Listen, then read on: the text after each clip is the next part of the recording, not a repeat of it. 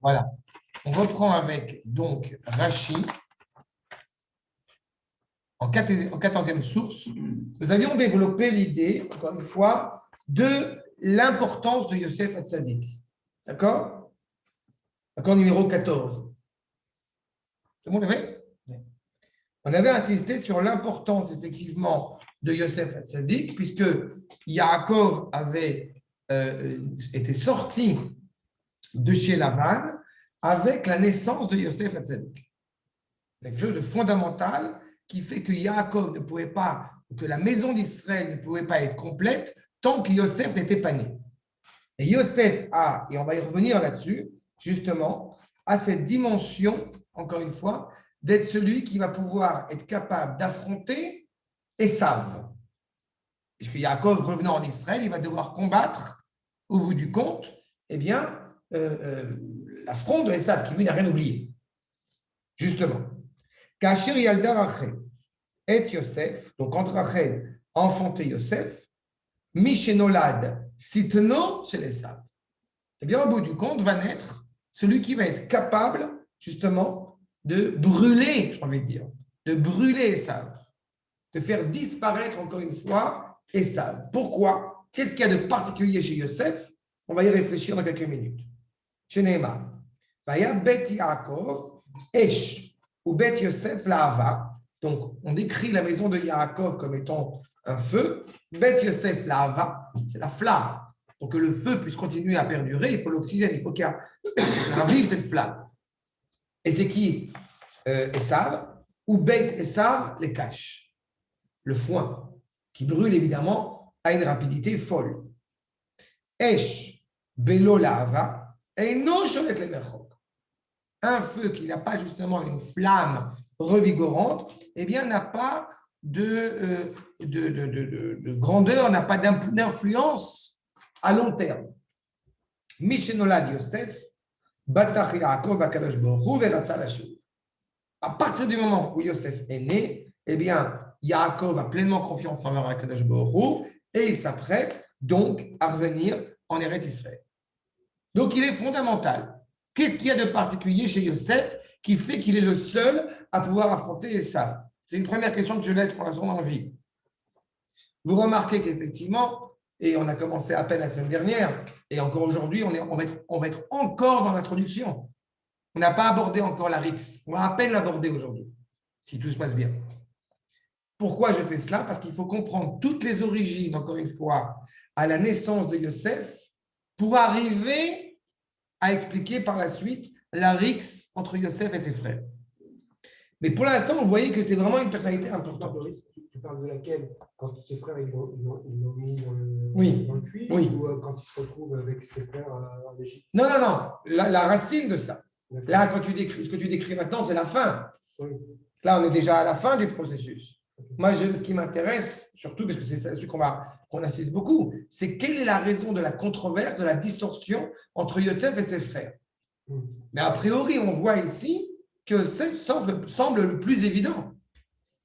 Semble celui, encore une fois, par qui l'histoire passe. Oui, ça, c'est clair.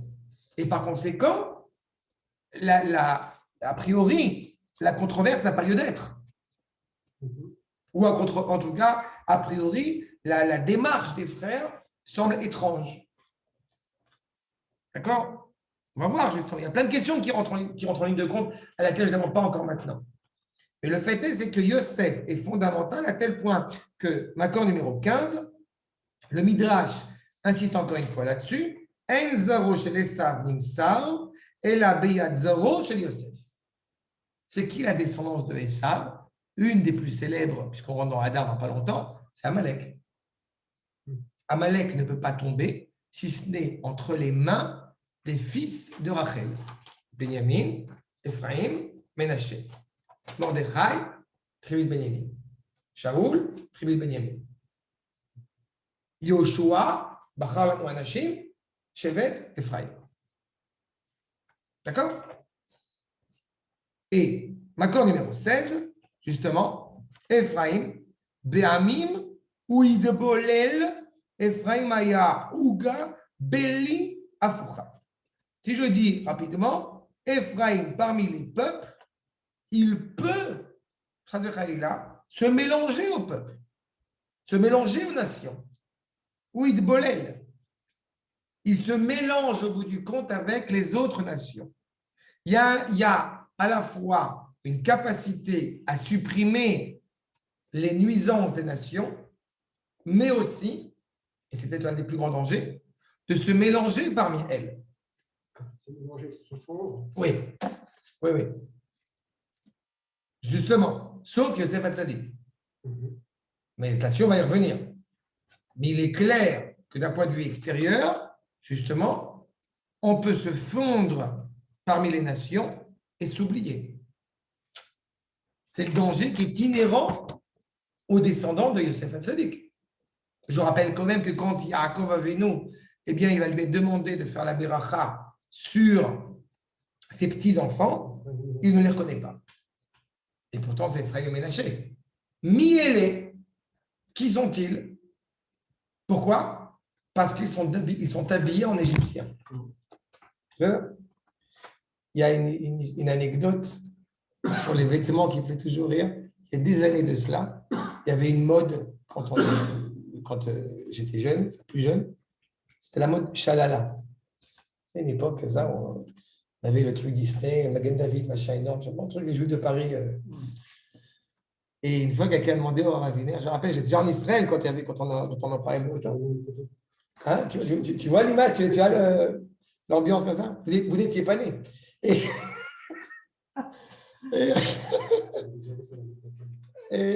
bref, et le Raviner avait trouvé ça, entre guillemets, génial. Il avait dit, voilà, les Juifs ont un vêtement particulier. Ils ont leur propre vêtement. Parce que c'est la grande mode. Bref, mais le fait est que ça peut être dangereux. Ainsi nous dit le Metsudat, Makor numéro 17, justement. Pardon. Oui, la caméra est tombée. Pardon, excuse-moi, Laurent. Donc, Ouid Bolel, Ouid Arev Ben Abavliim, Velamad Maaseh. Il s'est mélangé aux Babyloniens, ou apprenez Égyptiens, Grecs, Français, ce que vous voulez, et il a appris de leurs actes. Ouga Beli Afoucha. Donc, Ouga, ce n'est pas le gâteau, hein, c'est un cercle, le cercle dans lequel on s'enferme. Mais il dit clairement que, même comme un gâteau, Kechara en est fait comme une sorte de gâteau, de plat qui est cuit al gechalim she'inam me'apchim oto me'ever el ever she'az nisrefet מקצתה ואינה אפויה מקצתה. כן, הוא אינו מתבונן במעשיו להיות על צד השיווי והישר. Vous faites une crêpe, vous faites un plat, il faut le retourner. C'est-à-dire, on n'a pas pensé à le retourner. On a pris une partie au bout du compte de ce qu'on pouvait prendre des nations, mais on n'a pas laissé ce qu'on devait laisser. Et donc, du coup, on est cuit d'un côté, mais on est brûlé d'un côté, mais on est... des nations. Pardon? On a fait une tarte tatin des nations. Si tu veux. En tous les cas, c'est ce qui nous laisse entre deux dire.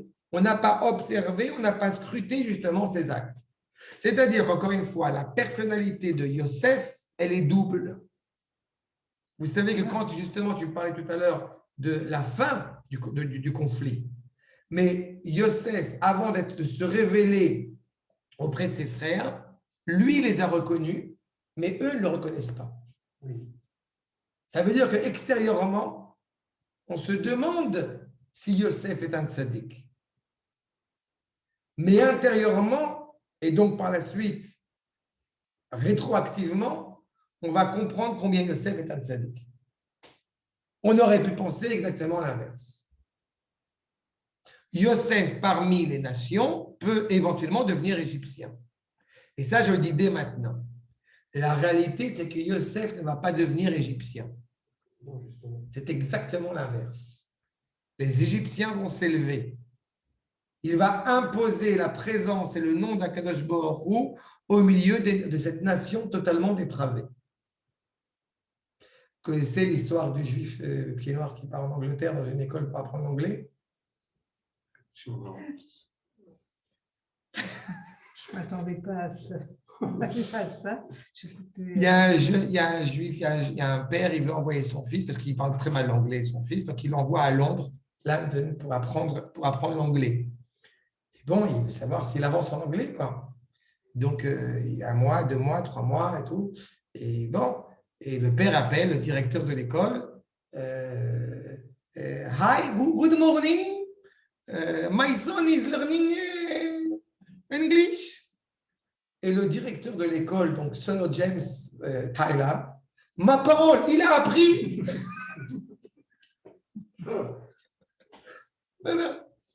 Bon, ben c'est un peu ça. Ça veut dire qu'il arrive au bout du compte à transformer ce qu'on pensait absolument impensable. Mais ça, on va y revenir là-dessus. Parce que ce n'est pas évident en apparence, ce n'est pas du tout évident. Regardez ce que nous dit Manitou. D'accord, numéro 18. Oroth Mashiach ben Yosef. Toute la dimension, encore une fois, de la messianité invoquée par Yosef Hatzadik. Zemid Galé, donc elle se révèle, Derer Shevet Ephraim, Shua Shevet Haïkari Shel Bet Yosef. La tribu de Ephraim est la tribu principale de Yosef Hatzadik. C'est la même tribu qui est rattachée évidemment à Yoshua. C'est la même tribu qui va anticiper et vouloir sortir d'Égypte et malheureusement qui n'a pas été suivie par le peuple. Betechilat HaGeoula, au début de la Geoula, Mitorer HaKoach HaMeshichi Anikra Oroth Mashiach ben Yosef. Au début de la délivrance, ce qui se révèle justement, c'est la dimension de la messianité selon le prisme de Yosef. Ce serait un autre sujet, mais c'est toujours relié à cela que quand on entend à chaque fois le Mashiach, le Mashiach, le Mashiach, ça montre bien déjà aussi encore une fois que c'est un sujet qui est très vaste et très complexe en soi. Et quand on dit le Mashiach, la question qui est à poser, c'est de quel Mashiach parles-tu? D'accord? Mais là, en l'occurrence, c'est ces liminaires qui arrivent par l'intervention de Yosef. Unachutz, il est fondamental que des livnot et taouma. Keouma. On ne peut pas construire le peuple juif sans l'investissement de Yosef Hatzadik en tant justement que présent parmi les nations. Il va constituer le peuple. Koarze, Kodem le Koaracheli. Cette force-là, elle précède la deuxième force qui est Mashiach ben David. Il y a un ordre. Il y a un ordre dans l'histoire. Ça veut dire qu'il y a une force. Il y a une force qui commence ailleurs qu'en Israël. D'accord. Le peuple juif est né d'abord en Égypte, n'est-ce pas? Oui. En tant que peuple, il est né en Égypte. Le Donc, premier on qui peut part. imaginer que la notion de Mashiach démarre en Israël. Elle démarre à la sortie d'Égypte. Yosef Gematria Tzion. Donc, elle démarre dans cette dimension du peuple qui sort d'Égypte. Une des erreurs monumentales, hélas, dans la Megillat Ha'atzmaut, c'est de dire que le peuple juif est né en Israël. Dans la déclaration d'indépendance de Ben-Gurion, il y a écrit le peuple juif est né en Israël. Ce n'est pas vrai. Le peuple juif n'est pas né en Israël. Le peuple juif est né en Égypte. Et pourquoi c'est si important? Parce qu'en disant que le peuple juif est né en Israël, ça donne une formulation historique à notre lien à Israël. Alors que notre lien à la terre d'Israël est méta-historique. Et c'est justement parce qu'on appartient à cette terre avant même d'y être. C'est pas? Donc c'est très important. Mais c'est comme si on avait un enracinement alors qu'on est. Non, un enracinement, mais céleste. D'accord? Ça veut dire quoi qu'Israël, c'est une destination? On n'y arrive jamais ou pas? Non, c'est pas ça. Ah, okay. Non, pas. D'abord, il y a évidemment une dimension éternelle de renouvellement perpétuel. Mais si tu veux la nuance en disant que le peuple juif est né en Israël ou non, c'est de dire qu'au bout du compte, pourquoi tu es ici? Parce que jadis, j'ai un arrière-grand-père qui était ici. Voilà, nous, c'est pas ça. Je suis là parce que cette terre, elle est à moi sous décision divine. Parce que l'absolu l'a décidé comme ça. Donc, je ne peux pas négocier cette terre. Je ne suis pas habilité, je n'ai pas le droit de négocier cette terre. Je n'ai pas le droit non plus de négocier mon identité. D'accord? Et seuls, pour reprendre ta question, seuls ceux qui ont au bout du compte décidé de sortir d'Égypte ont clairement fait partie du peuple juif. C'est transcendantal, ça. Exactement. Mais ceux qui malheureusement ont décidé de rester en Égypte, à long terme, ils se sont mariés avec Christiane. Enfin, avec... Christiane, non, avec comment tu lâches? avec Marlène, sa sœur. Mon père, il a épousé Marie-Françoise. Ben, voilà, Marie-Françoise. Ils n'ont pas été aussi. Mais Saouda, deuxième. Mais ils n'ont pas été aussi détruits dans le. Alors, un des sens, c'est qu'effectivement, pour éviter qu'il y ait certains non-juifs qui prétextent pouvoir dire du mal d'Israël, qui vont disparaître pendant ces 3 jours de pleine obscurité, effectivement. Mais le fait est. C'est quoi ça? J'ai douté de ce que tu dis. Le Magat Rocher. Pour éviter que les goïms puissent avoir envie de dire du mal sur Israël, parce que je passe au courant, bien. Voilà. Ça n'a pas bien marché avant le truc. Les Juifs ont disparu. Ces Juifs qui ne voulaient pas sortir d'Égypte ont disparu pendant les jours d'obscurité. D'accord. Okay. Évidemment, Et Pardon? ceux qui ont rejoint au Sinaï. Alors, si tu parles des Juifs. Oh. Non, c'est pour ça que j'ai insisté là-dessus. De manière générale, tu as disons 2 types de populations qui ont rejoint le peuple juif. Tu as ceux qui réellement sont descendants de Abraham, Yitzhak et Yaakov et qui ont donc ratifié leur alliance avec Abraham, Yitzhak et Yaakov. Il y a ceux qui étaient des esclaves pas hébreux, qui se sont rattachés et qui en général ont été les investigateurs, les initiateurs de la faute du veau d'or, puisqu'ils ont divinisé Moshe. Et puis tu as Yitro. Yitro a clairement été profondément animé par une volonté de se rattacher à Israël. Il semble malgré tout qu'il soit parti après, mais qu'il est ce qu'on appelle un ben noir. D'accord? Mais lui est tout à fait légitime et tout à fait honorable. D'accord? Mais en tout cas, il disparaît évidemment dans les méandres de l'histoire. Tzipora, évidemment, elle est pleinement juive, enfin pleinement hébraïque, oranaise, évidemment.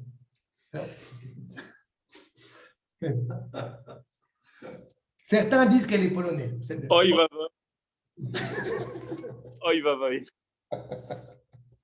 D'accord? Arsham. Et d'ailleurs, sur ce point, même si ce n'est pas halakha, mais ceux qui effectivement ont participé au veau d'or, ces non-juifs à l'échelle globale qui ont participé au veau d'or, il est coutume de dire, je répète, ce n'est pas halakha, mais ceux qui malheureusement s'assimilent, eh bien, s'assimilent à un tel niveau qu'évidemment, ils disparaissent du sens de l'histoire hébraïque, eh bien, on les rattache, semble-t-il, à des aïeux qui étaient, semble-t-il, des non-juifs à l'origine.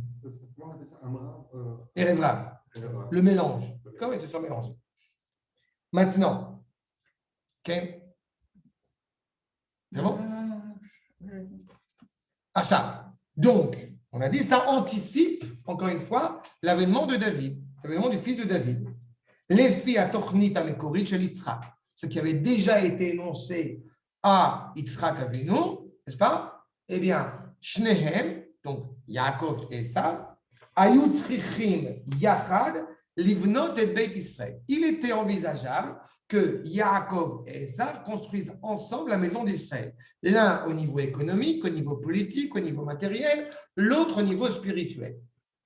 Seulement, comme vous le savez, Esav n'en était pas n'en était pas habilité, il n'avait pas justement suffisamment de bonté en lui, puisque justement, il ne vit qu'au présent. Entre parenthèses, pour reprendre ce que je disais tout à l'heure sur le mois de Hadar, pourquoi est-ce que parmi les nations, justement, la fin des temps est toujours quelque chose de désespérant? Parce qu'ils ne vivent qu'au présent. Ils n'ont pas de regard vers l'avenir. Donc, par conséquent, toute évocation de simcha chez les nations ne peut être que désuète, ne peut être qu'en fait qu'une expression de désespoir. Donc, qu'est-ce qu'ils font? Ils boivent. Vous allez me dire qu'est-ce qui se passe à Purim? On est exactement à l'inverse. Notre joie n'est pas conditionnée par la boisson, elle vient se renforcer éventuellement par quelque chose qui dépasse l'entendement, mais elle n'est pas motivée par la boisson. D'accord? Alors que chez les nations, c'est exactement l'inverse. Comme est arrivée la nouvelle année, allez. Oui, ils sont désespérés. On est désespéré du temps qui passe. Exactement, exactement. Il n'y a surtout pas de force, pas On est désespéré du temps qui passe. C'est ça, il n'y a pas la carte cachée nous. Exactement. Tu nous as enseigné. Ok. Achat. Et c'est pour ça aussi on que. va dire que la sortie d'Égypte, c'est exactement ça. Mais la sortie d'Égypte est la révélation et la réalisation de ce que nous savons déjà, de ce que nous avons reçu, encore une fois, traditionnellement, le projet divin. Pourquoi est-ce qu'il faut qu'il passe par l'Égypte? C'est un sujet à part entière, on va y revenir. On est comme le peuple juif en dehors d'Israël. C'est ce qu'on va y arriver. On va y arriver à ça. C'est une très bonne question parce que c'est une question fondamentale. Pourquoi fallait-il descendre en Égypte? Certains vont croire que c'est une punition. Ce n'est pas le cas. Ce n'est pas vrai. Mais on va en revenir dessus. Kara, Shmash Kara. Donc, il s'est passé ce qui s'est passé, on se rappelle avec Rivka et Menou. Veid Gala, Mashéid Gala. Donc, c'est révélé ce qui s'est révélé. Vekedei la Amshir et Project à Toldot pour pouvoir justement assurer ce projet des engendrements. Shel Aboré. Vekedei le Kademoto pour pouvoir l'avancer. Lakar Yaakov Alatzmo. Gamet Messimato. Eh bien, Yaakov a pris sur lui à la fois la mission qui était la sienne et la mission de Esav. Et Tafkido chez Esav. Donc, il a le devoir pour être Israël de ne pas seulement être Yaakov, mais de prendre aussi ce qui est naturel chez Esav. Yaakov plus Esav égale Israël. D'accord? Pas Esav en tant que personne, Esav en tant que caractère. D'accord? Yaakov plus Esav. Okay. Pourquoi? Yaakov, c'est un Bachor Yeshiva. Oui, mais pourquoi Esav? Esav, il s'occupe de l'économie, il s'occupe de construire un pays. Ce qu'il a été expressément demandé à exiger de la part d'Abraham, ce n'est pas de faire une grande religion, mais de faire un peuple. Donc Esav n'est pas que négatif. Non, Esav est négatif. Parce que justement, il n'est pas que négatif. Ce n'est pas Esav qui est négatif ou qui est positif. Esav en tant que tel, en tant que personne, il est clairement négatif, puisqu'il a refusé de faire la circoncision, etc. Mais pour construire le monde, les paramètres qui sont inhérents à Esav sont nécessaires. D'accord? C'est pour ça que la tête de Esav va rouler dans le caveau des patriarches. C'est-à-dire qu'il y a quelque chose, encore une fois, d'important dans la tête de Esav. Mais son regard sur la réalité, eh bien, est erroné. C'est pour ça que les yeux de Esav vont sortir de la tête quand la tête va rouler dans le caveau des patriarches. D'accord? Acha. Oui, parce que Hushim Bendan va lui couper la tête. Parce qu'il a reproché. Mais non, mais ça vous savez pour ça. La tête de Esav avait commencé à être un petit peu, comment dirais-je, un petit peu méprisant au fait que Léa était enterrée dans le caveau des patriarches et qu'il commençait à dire non, c'est à moi d'être enterré dans le caveau des patriarches et pas Yaakov. Au moment où ils viennent enterrer Yaakov Avinu. À ce moment-là, il y a Naphtali, tout le monde, les frères disent mais non, il y a un contrat, tu as bien dit que Yaakov c'est le fils aîné. Non, ce n'est pas vrai. Et ça, menteur, évidemment, on connaît la chrétienté. Donc, ce n'est pas vrai. Naphtali s'engage pour repartir en Égypte pour aller chercher ce contrat, n'est-ce pas? Et Hushim ben Dan, le fils de Dan, donc invoqué par la justice, on dit traditionnellement qu'il était malentendant. D'accord? Alors, ce que je dis souvent avec beaucoup de tendresse et beaucoup d'humour, c'est que Hushim, donc c'est un Marocain. Voilà. Et à un moment donné, on arrête de parler. On dit il faut trancher. D'accord? Donc, il faut couper court. Donc, il a coupé court et la tête, effectivement, a roulé dans le caveau et les yeux en sont sortis, nous dit le Midrash Tanchuma. Et tout ça, encore une fois, avec ce que je viens d'expliquer maintenant, vous comprenez aussi la profondeur du Midrash derrière. D'accord? Et à ce moment-là, Yaakov Avinu a ouvert les yeux et a souri. C'est ça? Pourquoi il a souri? Parce que ça y est. Le Ham Israël a pris sur lui de pleinement accomplir son rôle en tant qu'Israël. D'accord? Mais le fait est, c'est que celui qui est donc réellement digne d'affronter toutes les vertus absolument, enfin tous les défauts de Esav, c'est Yosef. Et on n'a pas encore expliqué suffisamment pourquoi. On va y voir, on va y arriver. Mais une des choses qui est quand même claire, c'est que vous remarquez tout de suite au niveau des noms, parce que ça c'est une évidence tout de suite, Esav, on est dans Ésaü, d'accord? On est dans le présent. Esav, Asouï, alors que Yosef, on a un regard vers le futur. D'accord? Mais ça, c'est basé sur ce qui existe. Bien sûr. Non, parce que c'est le aussi. D'accord. Oui, mais justement, je te rappelle que Yosef, là encore une fois, tu vois déjà l'humilité de Yosef. Oui. Ça, on avait expliqué pour la dernière fois, sur le fait que il aurait dû être appelé Asaph. Dieu m'a ajouté et est appelé Yosef. C'est que Yosef, non, c'est que Yosef, eh bien, au bout du compte, toute sa personnalité, elle est tournée vers la naissance de Benyamin. Elle n'est pas tournée vers lui-même. D'accord? Vous vous rappelez de ça? L'humilité dans toute sa splendeur. Évidemment, l'inverse de Esav, qui lui est tout à fait, encore une fois, l'inverse de cette humilité. Il y a quelques éléments, encore une fois, qui sont importants. Mais ce qui est sûr, donc, nous dit Manitou, donc le tafkido chez les Esav, encore une fois, ou Massar Otam les Yosef. Le rôle de Esav, encore une fois, est transmis à Yosef, qui a la capacité, par sa pureté, par sa justesse, encore une fois, d'affronter tous les déboires que Esav a proposés. Esav, c'est le mensonge par excellence. Yosef, c'est la vérité. Même la vérité, encore une fois, alors qu'il est le fils de Rachel, mais qu'il n'est pas le fils de la famille, et pourtant tout le monde, tous vont l'accepter. Tous vont au bout du compte, à un moment donné, justement, se prosterner devant lui. Il y a quelque chose d'important là-dessus aussi. Et puis surtout, la pureté. Il y a quelque chose de profondément fort dans Yosef, dans son rapport à la Torah. Le fait est, donc, Yesh Bo Otokoar. Il y a donc chez Yosef et chez Esav, il y a une force similaire. Gamou Yodea Livnot Medina. Et d'abord et avant tout, parce que justement, Yosef va le montrer, puisqu'il va être le ministre de l'économie. Il faut quand même se rendre compte que Yosef est quasiment le numéro 1. S'il avait été égyptien, il serait le numéro 1.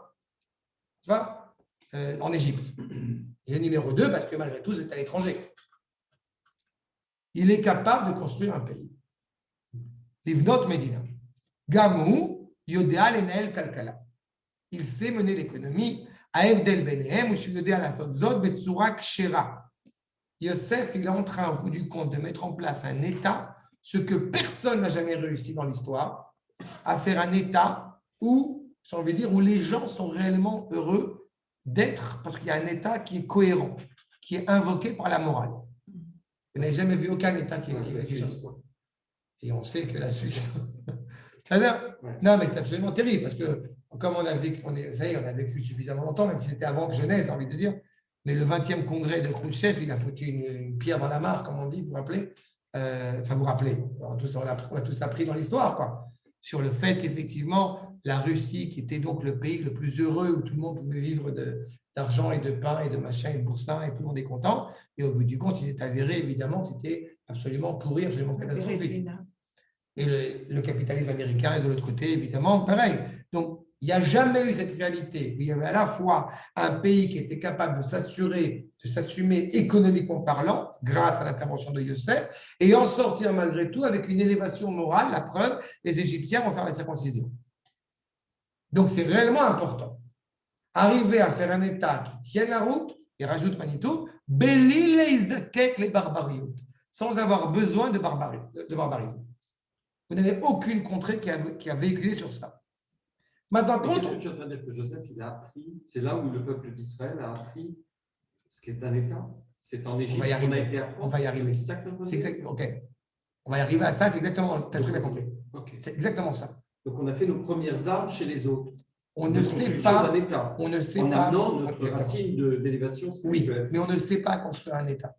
D'accord. On a appris. C'est pas vrai, regarde 4 élections. Non, mais ça, on est retour après 2000 ans. Oui. D'accord. Mais on n'est pas habilité a priori, en tant que fils de Yaakov, à construire un État.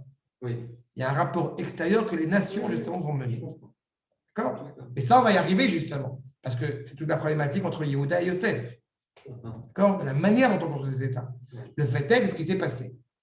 Maintenant, partant de ce postulat, puisque tout est. Tu as froid? Non, c'est pas bon. Tu as froid, c'est bien, c'est bon? Non, ça va. Okay. Maintenant, puisque, encore une fois, eh bien, l'importance de Yosef a été montrée.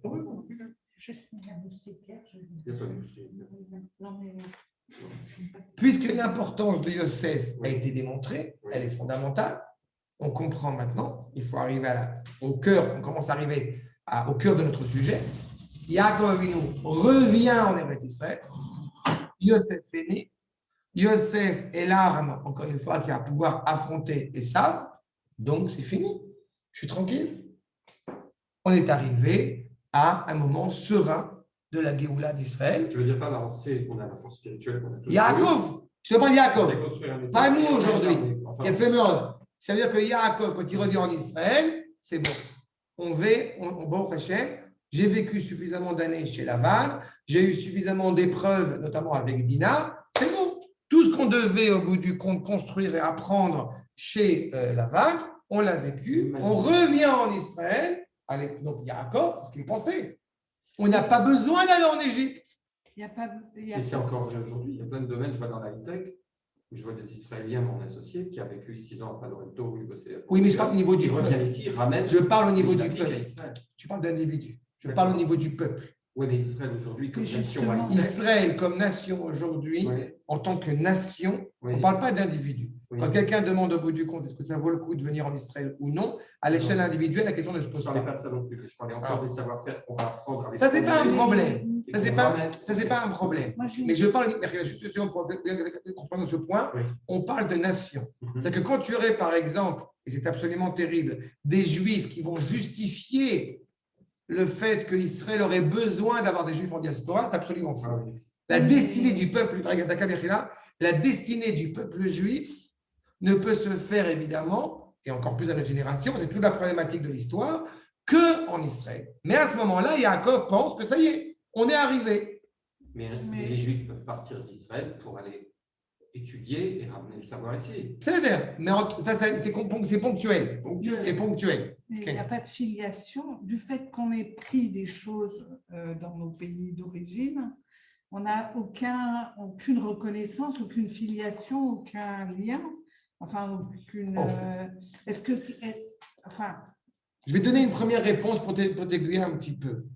Pourquoi est-ce qu'on était obligé de partir, justement, donc en exil? Je ne parle pas encore une fois, on n'est pas encore à Auschwitz, on n'est pas encore dans des dimensions dramatiques. Et pourquoi est-ce qu'au bout du compte, on part? Les Mekoubalim ont parlé de Nitzotzot. C'est-à-dire que même là, on aurait pu ne pas en avoir besoin de descendre en Égypte. On aurait pu tout simplement être citoyen étranger sur notre propre terre, en attendant que. Que la terre devienne nôtre.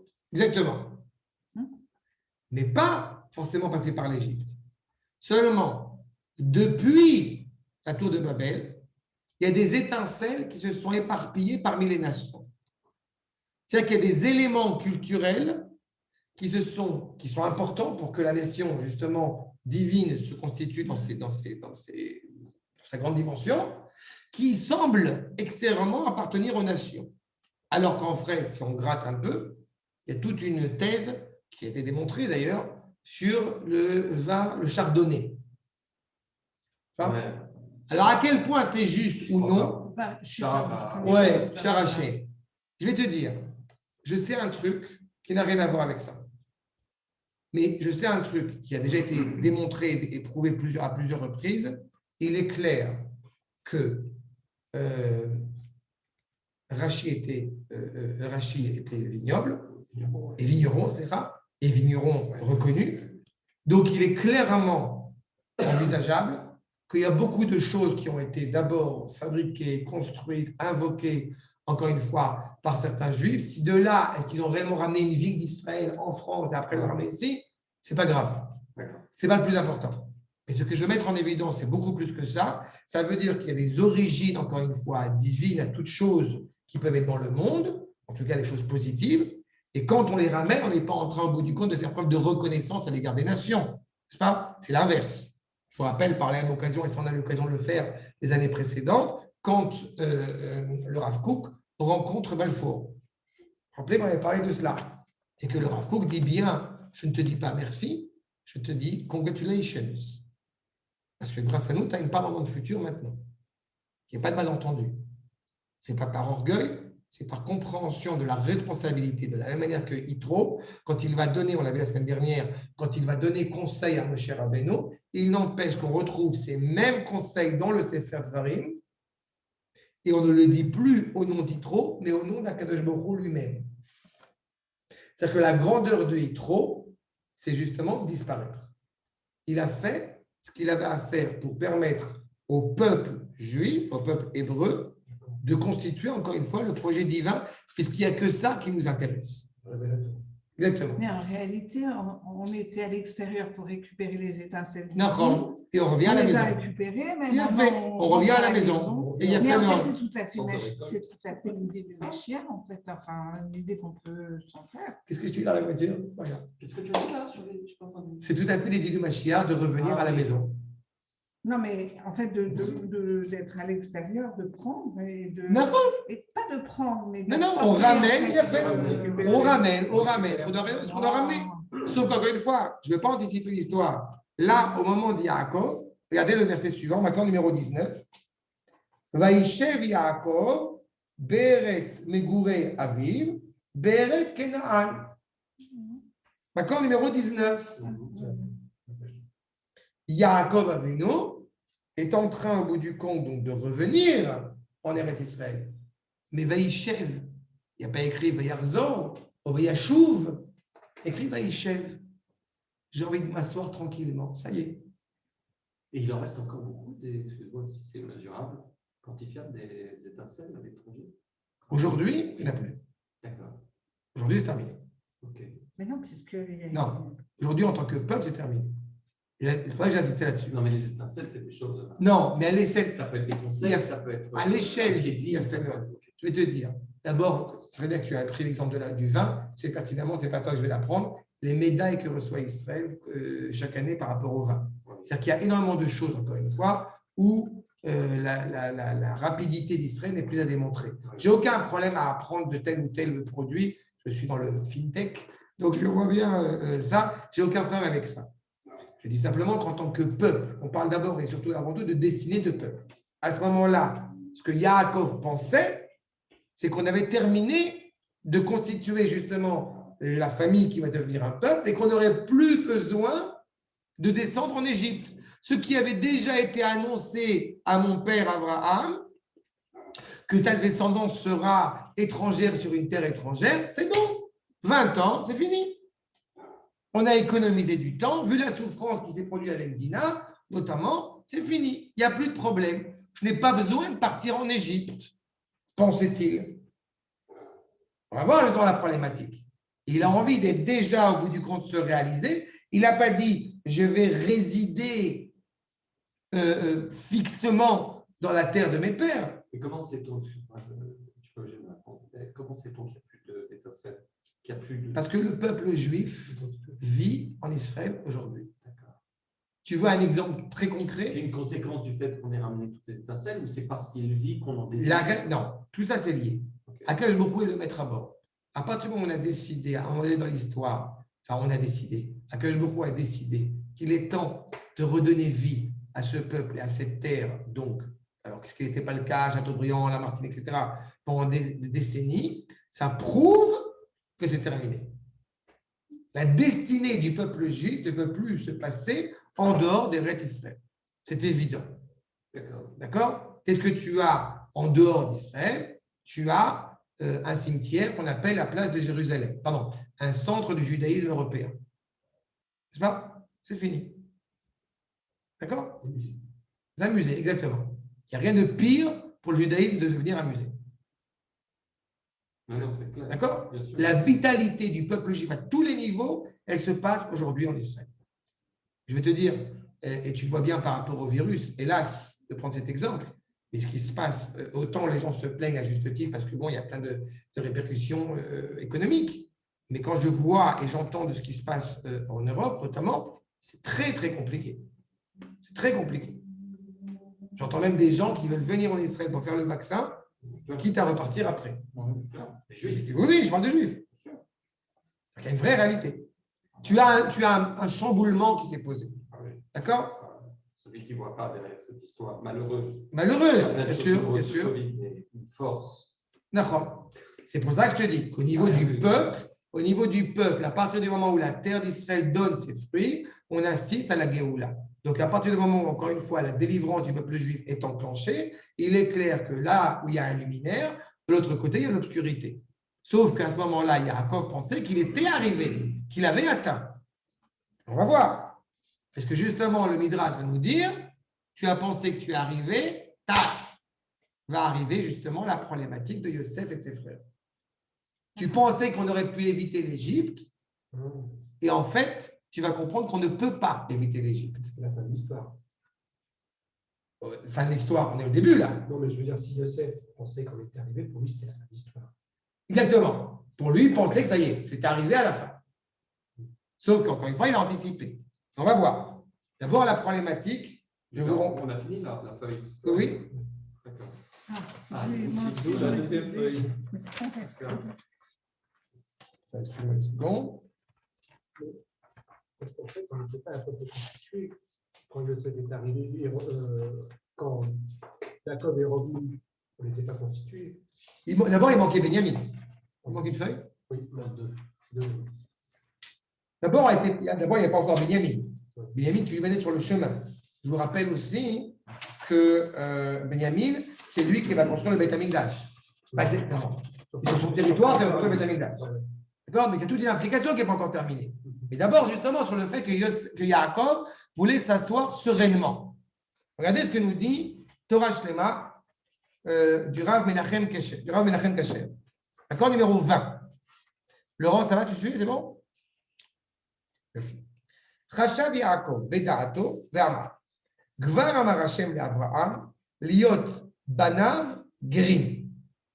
Il pensait effectivement que, Akadosh Baruch Hu avait déjà dit à Avraham que ses enfants seraient gerim.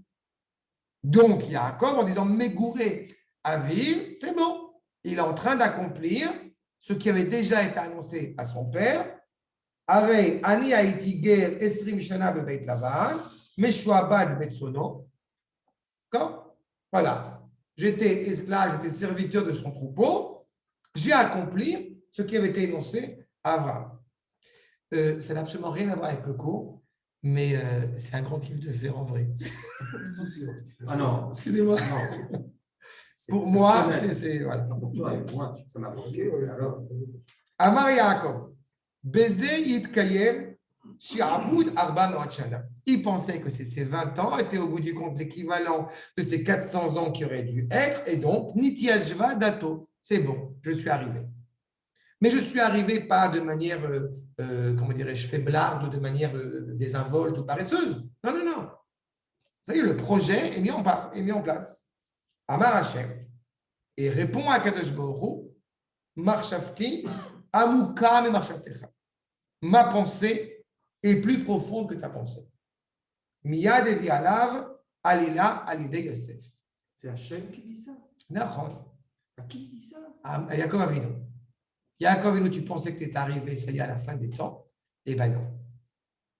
Il va y avoir l'événement terrible, en tout cas problématique, de Yosef Hatzadik. Yaakov, il n'avait pas la névia comme on peut l'avoir comme la Moshe Rabbeinu. La névoie, ça veut dire que, eh bien, il est capable d'entendre ce qu'Akadosh Baruch Hu lui dit. Mais à partir du moment où Akadosh Baruch Hu lui a pas dit, il ne le sait pas. D'accord? C'est la problématique. Le Chacham, il peut arriver à une dimension supérieure au Navi, puisque le Chacham est capable d'arriver par son étude, encore une fois, à des domaines profondément élevés. Le Navi, il livre la parole qu'il a reçue. Mais moi, ce que je comprends de ça aussi, mais c'est pas façon de comprendre, mais peut-être faux, c'est qu'on ne sait jamais, nous, juifs, israéliens, hébreux, quand on est arrivé. C'est eux que nous dit. Ça me fait penser à ce que dit le Rav Shlomo Aviner quand il avait été par Barzini pour récemment et qui parlait du Covid en disant vous pensez que parce qu'il y a un événement, etc., le Meshiach va arriver, mais on pensait la même chose à Auschwitz, il n'est pas arrivé, on pensait la même chose à tel moment, il n'est pas arrivé. Donc, ce n'est pas à nous, il n'a pas dit il ne va pas arriver, il a juste dit ce n'est pas à nous d'en déduire de ce qui se passe. Ça, c'est une absurdité, mais son angle en parle. Ça, c'est comme ça que je D'abord, deux choses. D'abord, il y a une nuance fondamentale, c'est que ce qu'a soulevé aussi Stan, c'est que Yaakov est habitué à la parole prophétique. Tu as une présence qui est constante. Ouais, ça. Là, tu as des théorèmes et des acouphènes. Tu comprends? Là, tu as des postulats totalement sordides. Ouais. Tu as une photo sur ton bureau et tu es protégé du Covid. D'accord? Tout un ensemble de bêtises qui sont entendues l'une après l'autre. Et en plus, enlever la photo de mon bureau, puis c'est tout. Où tu mets un fil rouge. Je le vends. Pour toi, je te fais un prix d'amis. Je vais tremper évidemment dans l'huile. En l'huile d'olive, et il paraît que voilà, tu es protégé. Non, mais elle a continué à expliquer ça. Non, en tout cas, pour reprendre ce que tu dis, je vais te dire. Mais il n'avait pas. Je t'écoute. Il n'avait pas vu le. S'il pensait qu'il était arrivé, il n'avait pas vu le doctorat à ce moment-là. Il n'avait pas vu quoi? Il n'y avait pas besoin. La Torah. La Torah aurait été donnée dans ce cas-là. La Torah aurait pu donner dans ce cas-là à Jérusalem. Ce n'est pas un problème. Ce qui était annoncé de toute façon à Abraham n'était pas le don de la Torah. Ce qui était énoncé à Abraham, c'est qu'on descendrait sur une terre étrangère et qu'on reviendrait à la maison. On n'a pas évoqué le Ce que je veux dire, dans la Torah. Ça n'a pas été annoncé, la Torah, en fait. Nachon, la Torah n'a pas été annoncée dans le projet. La Torah sera annoncée pleinement au peuple juif face à face. Et pour reprendre la remarque de Arnaud, on n'est pas en train d'en déduire, mais par contre, on a notre responsabilité d'agir pour faire ce que nous avons à faire. À partir de ce moment-là, on peut anticiper et on peut hâter le projet. D'accord. D'accord? Une fois, quelqu'un avait dit au Rav Yehuda, pourquoi vous provoquez l'histoire? Pourquoi vous voilà. Et le Rav Yehuda avait répondu, ce n'est pas nous qui provoquons l'histoire, c'est l'histoire qui nous pousse. Quand c'est le projet, c'est aussi ce qu'a dit le mois général à l'occasion. Il a dit, si vous voulez faire quelque chose, faites chouba. La seule chose en c'est vrai, soi-même. Bien sûr. Mais au niveau du collectif, tu vois ce qui se passe. L'histoire, elle nous pousse. Elle nous pousse à des retranchements. Quand tu parles des élections, je suis le premier à te dire que c'est d'une grande n'importe quoi. Mais il est en train de se passer quelque chose, à mon sens, qui est impressionnant et extraordinaire dans les éclaircissements qui sont faits. Sans être prophète, encore une fois, le fait que les partis dits religieux sionistes se sont unis, mais tu ne te rends pas compte combien c'est une réjouissance pour moi. Le fait que ce parti de Beit Yehudi est en train de se casser la figure, mais ça fait des années qu'on l'attend. Ils sont en train, au bout du compte, chacun de prendre des décisions qui s'imposent. Le fait que les partis arabes ont scindé cette union qui était leur force, mais c'est une bracha. Le fait que les élections se fassent en Nissan, il n'y a pas besoin d'être prophète pour comprendre qu'il y a quelque chose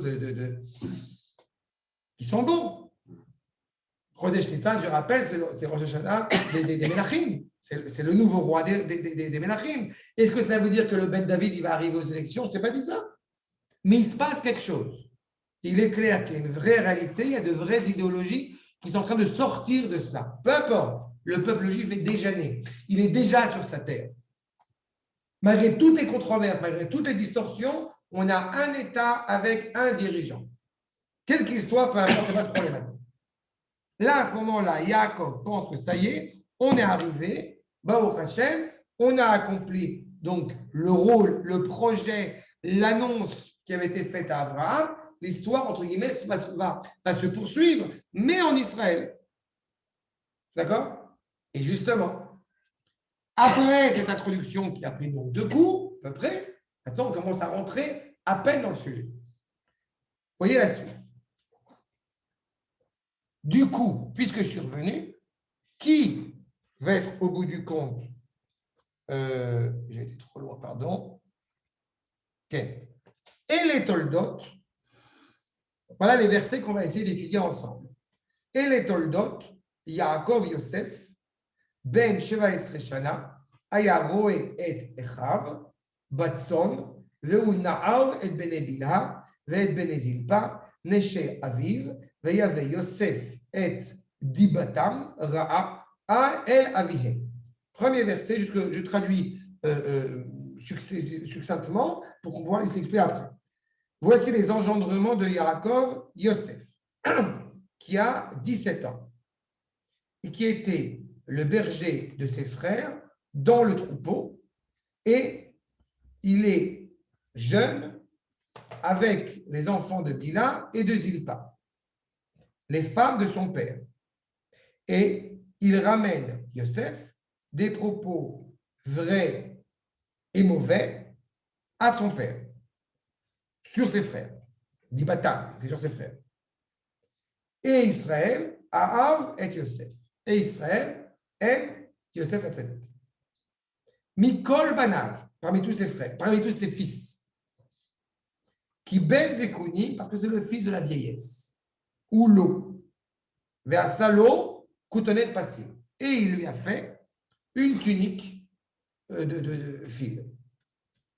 Vaïrou Echav, et ses frères le virent, qui auto Ahav Aviem, Mikol Echav. Et ses frères virent que, eh bien, leur père l'aime parmi tous ses frères, ou plus que tous ses frères. Veisneu oto, et ils le haïssèrent, velo yochlu daberu le shalom, et ne purent pas lui parler sereinement avec harmonie. D'accord? Donc, Première problématique. Quand on dit Ve'ele, on le redira aussi encore cette semaine dans Ve'ele à Mishpatim, quand on dit Ve'ele, cela poursuit ce qu'il y avait juste avant. D'accord? Alors, Mishpatim poursuit ce qu'il y avait dans Yitro ou dans autre chose. Pardon. Quand on dit Ele, ça vient couper avec ce qu'il y avait avant, juste avant. Ele Toldot Yaakov vient couper avec ce qu'il y avait juste avant. Regardez d'abord l'accord numéro 22. Ele, Amar Rabbi Abahu, Bechol Makom. Ainsi a dit Rabbi Abahu, à chaque endroit où effectivement il est dit Ele, Passal et Arishonim. Ça va en contradiction avec ce qu'il y avait avant. En tout cas, ça vient couper, je ne sais pas si contradiction, ce n'est pas le bon terme, en tout cas, vient couper avec ce qu'il y avait avant. D'accord? Dans Elea Devarim, vous savez que c'est la Torah Sefer Devarim que s'adresse à la génération qui va rentrer en Eretz Israël. Elle est en cisure, elle est en coupure avec la génération qui était dans le désert. En rupture avec la génération qui est dans le désert. Donc, les enseignements ne vont pas forcément être évoqués de la même manière. Ve'ele, Mosif à la Rishon. Alors que Ve'ele va ajouter sur ce qui avait été dit avant. D'accord? Alors, qu'est-ce qu'il y a avant Ele Toldot Yaakov?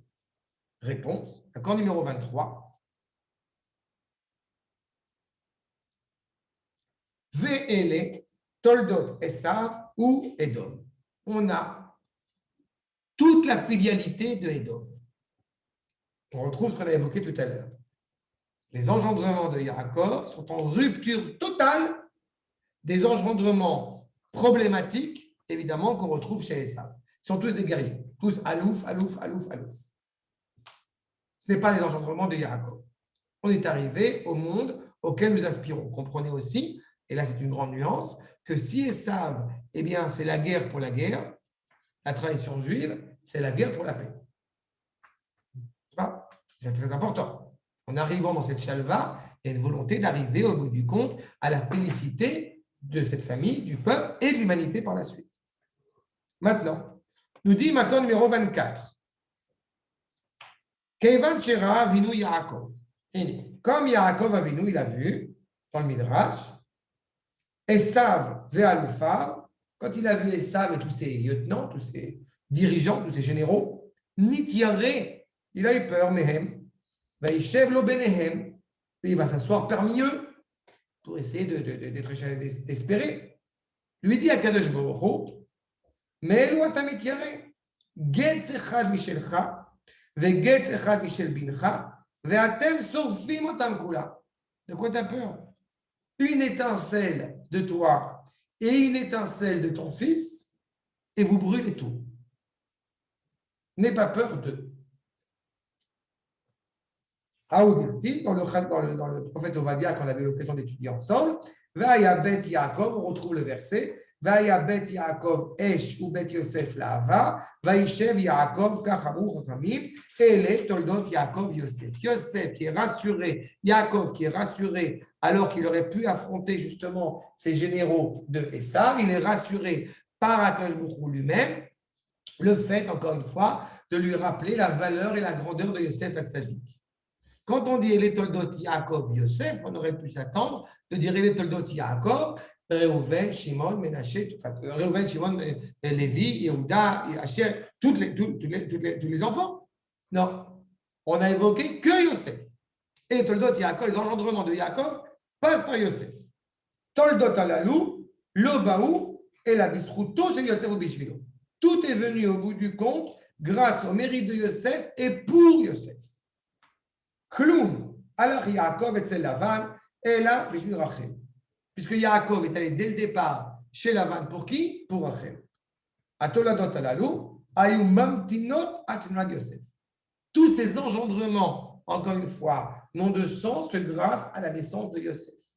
Par conséquent, quand il va arriver en Eretz Israël, armé de celui qui est son digne, encore une fois, élève, enfant mais aussi élève, son digne disciple, eh bien, il est rassuré que les engendrements sont assurés par le biais de Yosef. Aoudirti, Vayeka Asher Yalda Rachel et Yosef, Kevan Shenat Sitno Shel Oto Rasha, comme est né donc celui qui va pouvoir affronter ce mécréant, ce méchant, Vayomer Yaakov El Lavan, Shelachani Ve'elecha. Vous vous rappelez, on l'avait étudié ensemble. Renvoie-moi, je retourne à la maison. Ki Morida le Mitzrayim Yosef, Mi Mechalkan Yosef. Ayam lo nikra, Ela Bisruto Je Yosef. Tout a été fait grâce à Yosef. On est descendu en Égypte et on a pu s'organiser du mieux qu'on pouvait grâce à Yosef. D'un point de vue de la vérité, c'est vrai. La mer, elle s'est ouverte grâce à Yosef Hatzadik. Donc Yosef, il a quelque chose, encore une fois, d'absolument exceptionnel. Il est réellement celui qui assure cet engendrement. Ce n'est pas une question d'histoire. Ce n'est pas une question, encore une fois, de préférence d'un fils pour un autre. C'est beaucoup plus que ça. C'est un prophète? Non, ce n'est pas une question de prophétie. C'est une question de qui va assurer, comme je répète, les pérégrinations de l'histoire. Mais pourquoi il faut insister à ce point-là sur le rôle de Yosef, comme s'il y avait un doute aussi? Parce qu'il était en Égypte si puissant. Mais parce que tu n'as que Yosef qui est évoqué ici. Tu te demandes naturellement, si on lit ça, je veux dire, la plupart des. C'est pour ça que je suis toujours, de plus en plus d'ailleurs, grâce à vous, très enthousiaste de préparer ces études, parce que tout ce qu'on a fait jusqu'à maintenant, les filles de Lot, machin, Yehuda, Tamar, etc., tout cela. Les filles de Lot, c'était magnifique. C'est le dernier cours qu'on a eu ici par le Zoom Covid. Je peux dire, c'est exceptionnel. Non, mais ça suivi aussi avec Yehuda et Tamar, on a aussi suivi quelque chose. C'est dommage parce que même c'est des sujets importants. Le fait est, c'est que tous ces sujets-là sont des sujets que la manière dont je vous les traite, je suis en train, entre guillemets, de ramener les choses à leur juste cause. C'est-à-dire que pourquoi est-ce qu'on insiste beaucoup sur Yosef? Parce que, je vais te dire un truc, j'ai eu un cours d'éducation avec des jeunes parents, etc. Et notamment, il y en a un moment donné, des garçons qui ont étudié à la Yeshiva notamment, et qui effectivement me disent, mais enfin quand même, toute la dispute entre les frères a commencé parce que Yaakov a préféré Yosef aux autres frères.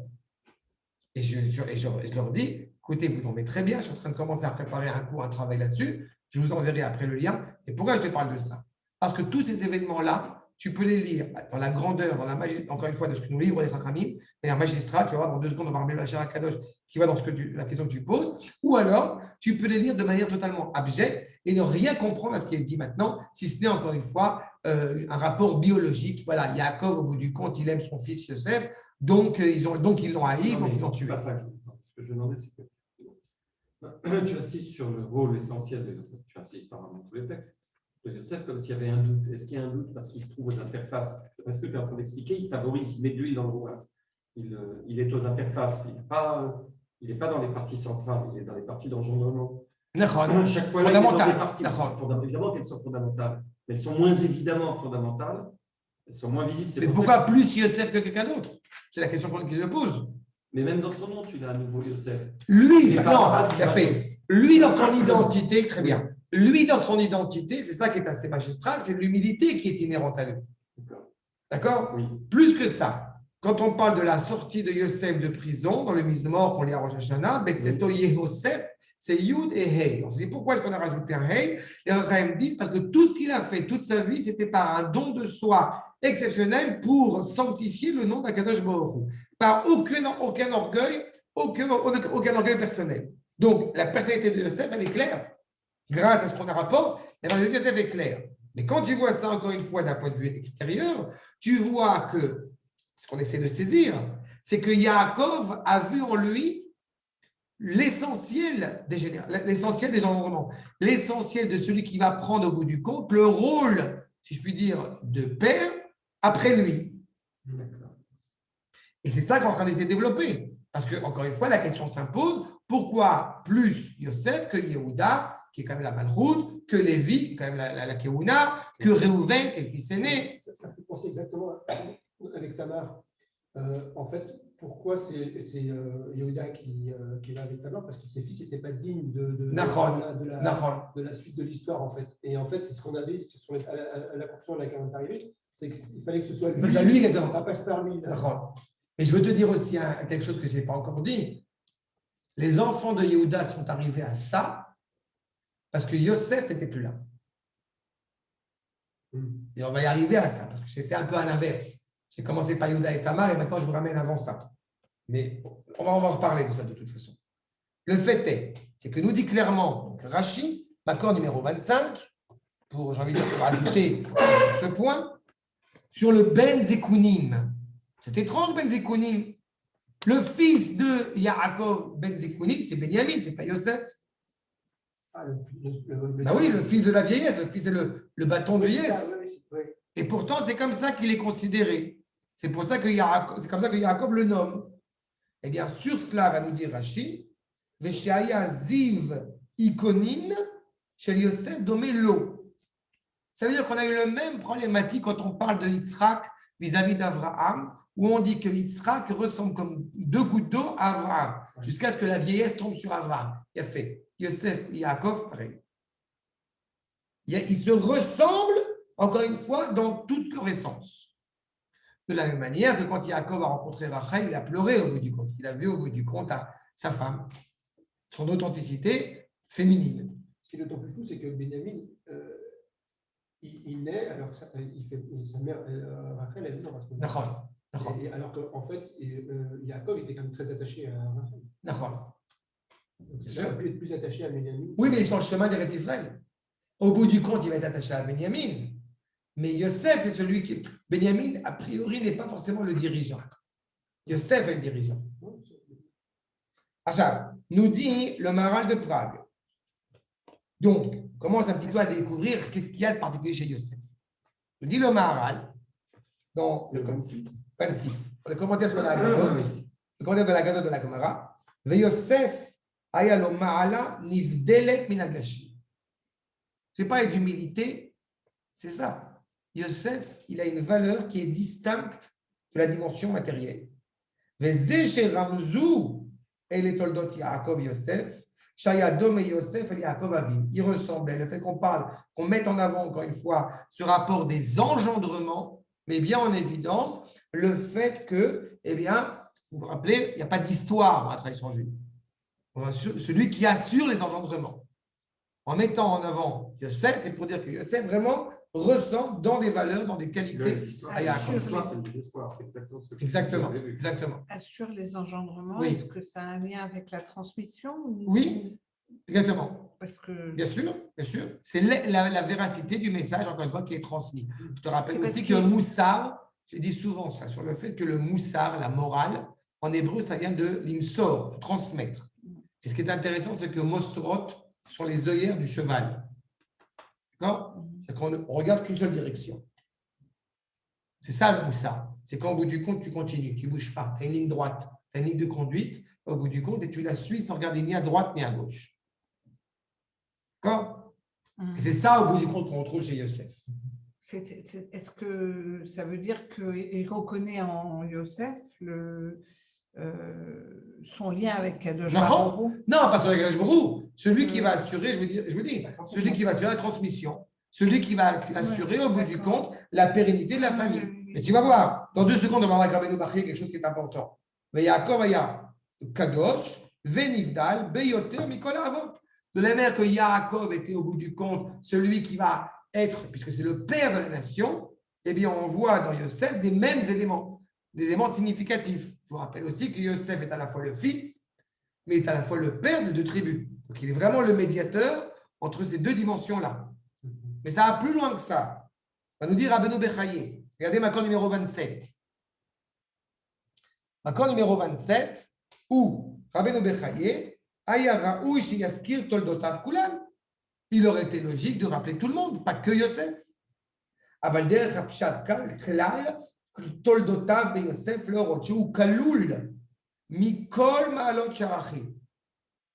Toutes les qualités, tout à l'heure je parlais de René Chader avec chacune des valeurs qui est transmise par chacun des frères, par chacun des fils, par chacune des tribus.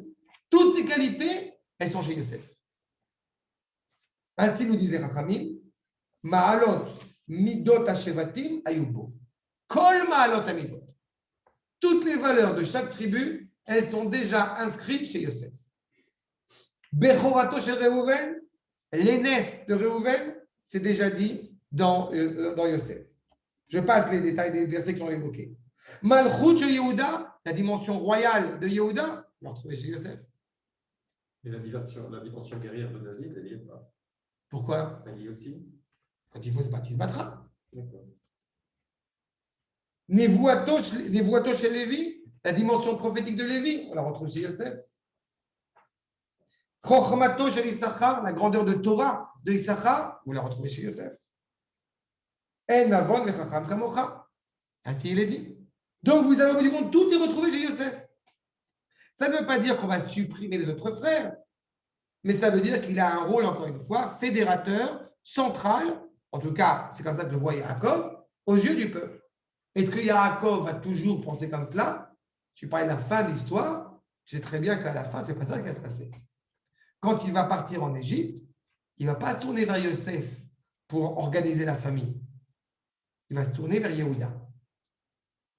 De la même manière que Yaakov avait de l'affection pour Rachel, semble-t-il, plus que pour Léa, ce n'est pas une affection biologique.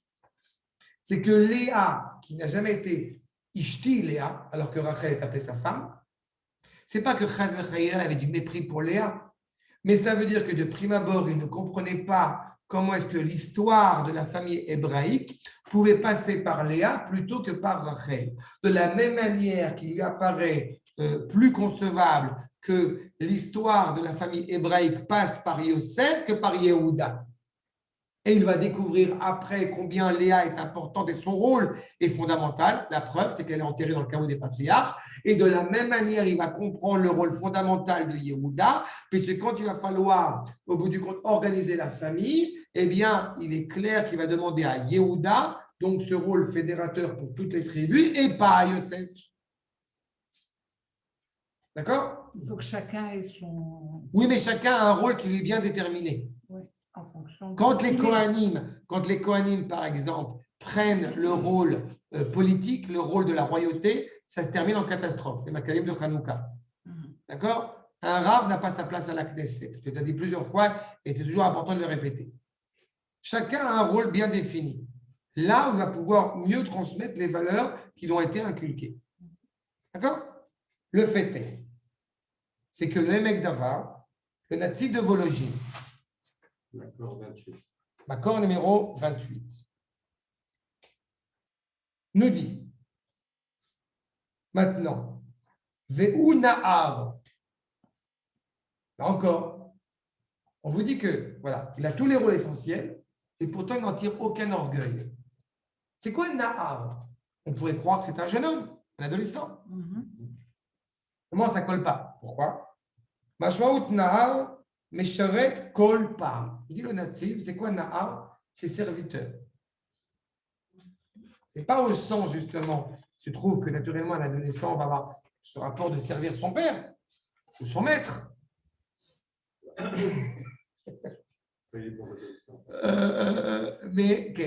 Mais disons que Na'ar, non mais cela dit, il y a un point intéressant par rapport à Na'ar, je l'ai toujours évoqué souvent, c'est le Rav Menachem Mendel de Kotsk, qui rappelle justement… Aussi de Moujda, juste en dessous.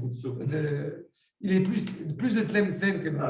C'est-à-dire, en tous les cas, le Rav Menachem Mendel de Kotsk rappelle sur cette Mishnah de Havot, quand quelqu'un a une nefesh shfela, aïn tova, veruach nemucha, alors il est élève d'Avraham. C'est la preuve qu'il est élève d'Avraham. Quand il a une âme, justement, abaissée, humble, un bon œil, un œil positif sur les choses, et qu'il est, voilà, qu'il a il est animé par un souffle positif, alors il est élève d'Avraham. À l'inverse, quand il a nefesh rechava, aïn ra'a et ruach rechava, alors il est nefesh gvoa, ruach rechava, alors il est élève de Bilam Arasha.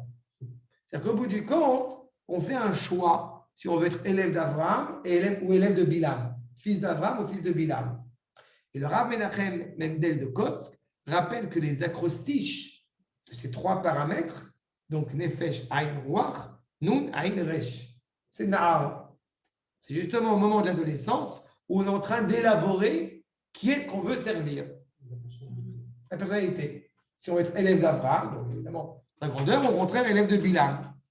Maintenant, ici, nous dit clairement, et on va le voir, que justement, qui veut-on servir? Pourquoi ça ne marche pas uniquement au niveau biologique? Tu vas voir pourquoi. Aïn. Dirtiv Melachim. C'est qu'il est dans le Sefer Melachim. Vailech Ana'ar, Ana'ar Anavi. On parle de Elisha.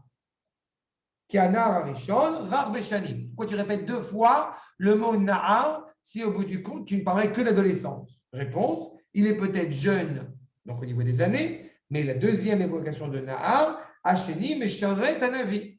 Elisha qui est en train de servir Eliaou. Et pareil pour Yoshua Binoun. Vechen Yoshua Binoun, Nahar. On ne peut pas dire de Yoshua Binoun que c'est un jeune homme, c'est un adolescent, il a 40 ans. Et pourtant, il est Nahar et Moshe. Pourquoi? Parce qu'il sert fidèlement Moshe Rabbeinu. Mashma Oshaya Mitnaheg, Ketalmid Ameshamesh et Rabo. Comme un élève qui sert son rave, qui suit son rave. Au Pérou Shakatouf, car Shaya Yosef Meshamesh Otam. Yosef, avec toute cette, encore une fois, cette grandeur qu'il a, si vous vous rappelez. Mais c'est vrai qu'en étudiant. Attends, juste une seconde. Si vous vous rappelez, quand j'ai parlé de la bénédiction de Yaakov et de Esav, vous vous rappelez qu'on avait parlé de ce droit d'aînesse qui, aux yeux de certains, peut être vécu comme étant justement un orgueil mal placé, alors qu'aux yeux traditionnels, c'est d'abord et avant tout une responsabilité sur son frère. Ça veut dire que Yosef Hatzadik, dans son comportement quotidien, j'ai envie de dire, il prouve, entre guillemets, ou il illustre en tout cas, combien était légitime et combien il était digne de ce rôle que Yaakov, lui, encore une fois, lui octroie. Parce qu'il passe son temps, au bout du compte, à servir ses frères, à être justement en train de guider ses frères pour les amener vers quelque chose de positif. Meshamesh Otam, Vayu Meshamshim Oto, et eux-mêmes le suivent, sont éduqués par lui.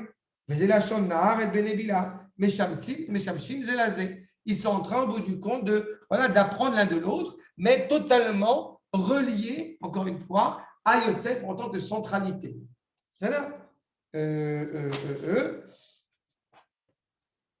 Est-ce que j'avance encore hein? Il est 9h47. Non, mais vous êtes fatigué, non? Non, là, ça va mieux. Non, je ne vais pas vous dire. C'est lui qui me rappelle, c'est lui qui emmène avec Shiva.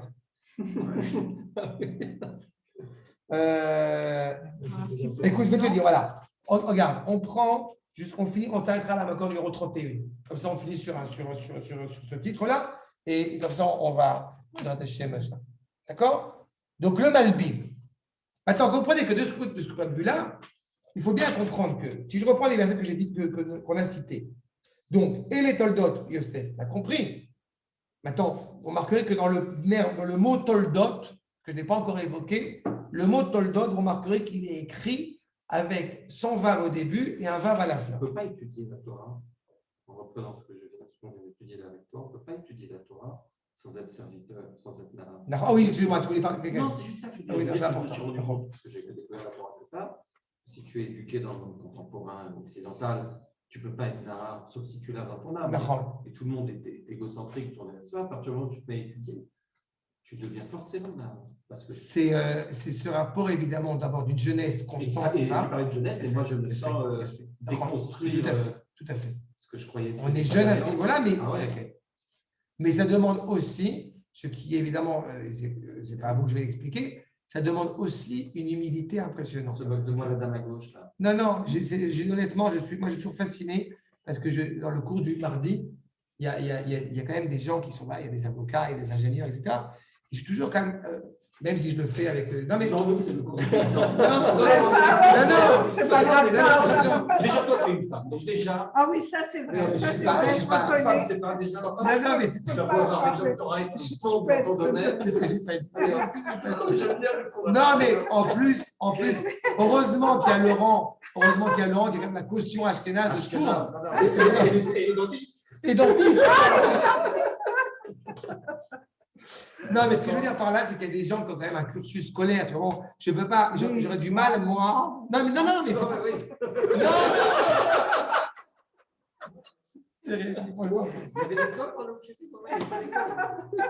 Non, mais encore une fois, et c'est pas du tout à faire. C'est pas du tout par rapport à vous, parce que justement, vous êtes exactement même à ce moment-là. Non. Justement, non, je vais juste terminer sur ce point. Je dis simplement que je suis, moi, à chaque fois ému et admiratif, parce que c'est pareil pour vous, c'est pas une question de ça, de voir des gens qui ont un cursus, qui ont un bagage, qui ont étudié. Je ne sais pas enseigner la Torah. Là, on prend des sources, on fait des choses sérieuses. Il y a quelqu'un, quand je faisais sur Zoom à Yeshiva, il y a des gens qui entendaient le cours que je faisais derrière et ils me disaient, mais c'est sérieux, quoi. Non, mais je vous prends au sérieux. Je ne vous fais pas des cours. Ah ben, si vous ne me preniez pas au sérieux. Non, voilà. Et c'est pour vous dire simplement qu'on prend des choses qui sont sérieuses, les gens en face de moi, et je dis ça vraiment avec sincérité, qui ont cette connaissance. Et c'est ça que je veux te dire. Donc, pour reprendre ce que tu as dit, c'est clair. À partir du moment où tu es animé par l'humilité, automatiquement. Je dis ça, mais là, je suis avec Ramzini, le copain de Nathan, là, celui qui dirige le laboratoire d'IBM. Oui, mais c'est quand même impressionnant. C'est des gens qui ont quand même. Mais il faut mettre les choses en proportion. Moi, mon boulot, il est important, machin, mais l'étude, c'est. Mais voilà, c'est vrai. Bref, en tout cas, pour reprendre ce que je disais simplement, sur le fait que vous remarquerez que le mot toldot, il n'y a pas de vav au début, il y a un vav à la fin. Ça, il va falloir qu'on y revienne. Le fait c'est que donc, Ben Shva Esrei Shana, il a 17 ans. Petite évocation chassidique, je vous rappelle que 17 Gematria, évidemment, Tov. C'est pas un hasard. Chaque fois qu'on voit le mot 17, on pense toujours justement cette notion de Tov. C'est-à-dire que le 17 Tammuz porte en lui quelque chose de profondément positif, puisque c'est le don de la Torah et qui est devenu, malheureusement, la réaction vis-à-vis du veau d'or. J'avance. Donc, Shva Esrei Shana, Aya Roé et Echav. Il n'y a pas écrit que Roé est Tatson. Ça aussi, on va y revenir. Il n'y a pas écrit qu'il est en train, au bout du compte, de garder le troupeau. Non. Il est en train de garder ses frères. Roé, c'est-à-dire qu'il est en train, au bout du compte, d'éduquer ses frères. Si Yosef, encore une fois, était profondément, entre guillemets, uniquement spirituel, alors il ne pourrait pas être roé, il ne pourrait pas apprendre la tâche de berger à ses frères. Mais en fait, on va voir que non seulement il était effectivement élevé spirituellement, mais il est aussi capable d'expliquer la tâche économique, concrète, physique, encore une fois, de garder un troupeau. Vous comprenez aussi pourquoi est-ce que Yosef a été tellement fondamental. Ceux que n'ont pas réussi et ce que pourrait avoir échoué Yosef et ses frères, s'il n'y avait pas eu tout cet événement, encore une fois, qui vont montrer leur justesse, mais ce à quoi ont échoué, je vous rappelle, Caïn et Abel, c'est pas Caïn et Abel, eux, ils sont en train de réussir. Le problème de Havel, je vous rappelle, c'est que justement, il était totalement nomade, totalement déconnecté, si je puis dire, il était totalement spirituel. Alors, le mot Havel, c'est alaison, c'est du vent. Face à Caïn, qui lui, dans le Kinyan, Kaniti, il a acheté, il a un rapport à la terre, il cultive une terre. Mais Abel, il n'était pas berger? Si, mais il est nomade. Ouais. Tu vois? Là, encore une fois, Yosef n'est pas seulement un être spirituel, il est capable, au bout du compte, d'éduquer ses frères pour savoir comment prendre soin du troupeau. Mais dans un rapport à la terre. Nous, on peut dire parce qu'on est tous bergers. D'accord? Mais le fait est, c'est que c'est en train de se produire. Betson, Veunahar et Benebila. Et donc, comme on l'a dit, il sert au bout du compte les enfants de Léa et les enfants de Bila et les enfants de Zilpa. Là où vous n'avez pas tilté et tourné pour vous, c'est quand il a dit Nashei Aviv, les femmes de son père. Mais les femmes de son père, ce ne sont pas Bila et Zilpa. De la même manière que les enfants de Bila et de Zilpa, a priori, ne sont que biologiquement les enfants de Bila et de Zilpa, mais qu'en vrai, ce sont les enfants de Rachel et de Léa. Et qu'en aucune manière, à ce stade-là, pourrait-on considérer Bila et Zilpa comme étant les femmes de Yaakov. Elles deviendront réellement considérées comme étant les femmes de Yaakov à la mort de Rachel et de Léa. Mais là, il est déjà en train de les nommer femmes de Yaakov. Vous avez compris là la problématique? C'est une nuance. Quand on dit à Pessah ou dans d'autres occasions combien de matriarches avons-nous, on dit 4, on ne dit pas 6. C'est pas? Donc il y a une notion supplémentaire qu'il va falloir essayer de comprendre là encore. D'accord? Regardons ensemble, s'il vous plaît, le Malbim. Je reprends. Accord numéro 29. Yosef ben Sheva Esrei Shana aya roé et achav batzon.